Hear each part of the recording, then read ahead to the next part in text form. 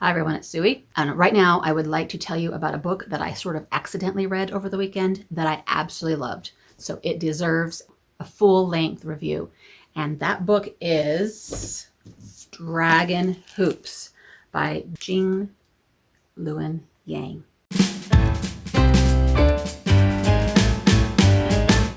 So I picked this one up over the weekend because I was going through my challenge prompts. I'm trying to do 3 challenges, if you'll remember. There was a prompt for secondhand book, which this one is. I bought it used at the library. It has a broken spine. Nice.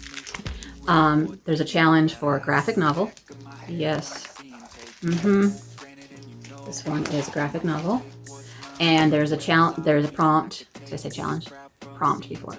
There's a prompt for a book about a sport. And this one is definitely all about basketball. This is also a Prince Honor book, which could probably go for one of those prompts that are talking about books that have won awards. I didn't know what it was when I got it at the library, really. All I knew was it was this author who I love.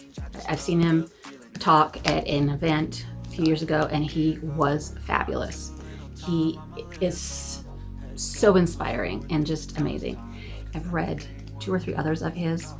American Born Chinese, he's pretty famous for. Read that one. And a couple others, I think. But so when I saw this on the used book shelf at a library that I was at, I just got it because I'm like, wow, this is probably a pretty expensive book. Normally I bought it for $1 because broken spine, and I knew the author. So I was like, whatever.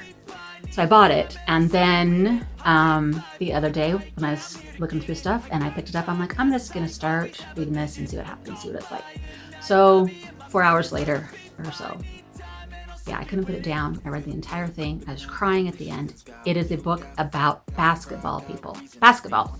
Why is he so good? I don't understand how somebody can do drawings about a basketball team and you're crying at the end. I mean, I guess there's a lot of sports movies where you get so caught up into the rah of the team that you're just like cheering for them at the end. This is what this is like, definitely. So, and it's nonfiction because it's exactly what happened. He even goes in the back. You know how we were talking about memoirs the other day? If you didn't watch my memoir thought discussion post, whatever, be sure and check that out. But I was proposing the question of, are memoirs true or not? And so he goes through and has these notes in the back, and he goes through every single part of the book where he fudged even just a little bit. Like he's like, well, the timeline was a teeny bit different here, or they might have not said that exact thing, but that was pretty close to what they said, or just stuff like that, where he was like, yeah, I might have got that phone call then a little later, but I decided to put it here because it fit better for the story. So like they were just teeny little differences in what actually happened. But he documents them all in the back, which I found very interesting given the discussion the other day about memoirs being true.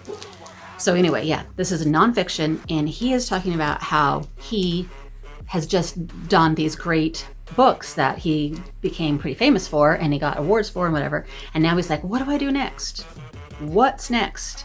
And so he's sitting there and he's discussing with his wife, and then he thinks about his school. He works as a teacher at a school in California. He is thinking about how the nerdy teachers stick to one side and the jock teachers stick to one side.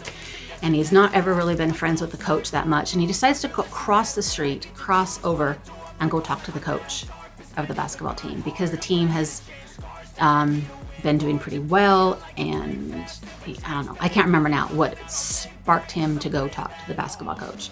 Anyway, while he was talking to the coach, he was all of a sudden like, I think I have my next story. And he decides to follow the team and the coach for that whole year. So what we get is a background of several players on this team, this high school team. This was in 2014-15 school year. And we get the background of the coach, and we get the background of the coach's coach, and we get a history of basketball, and we get a history of characters like, the history of blacks in basketball and the history of women in basketball. And how there's all these people, these characters, these historical people, and the kids in the story, the real live seniors in the story, how they've all had to step across a line in order to do the thing that they did to make the team great, make basketball great, etc., etc. Does that make sense? So he ties it all together by giving examples of when somebody had to make a step and okay, let me just show you what I mean by that. So he makes sure that you know when he's making that point by showing somebody stepping, right? Somebody stepping and making a decision to go forward that changed something and made something great.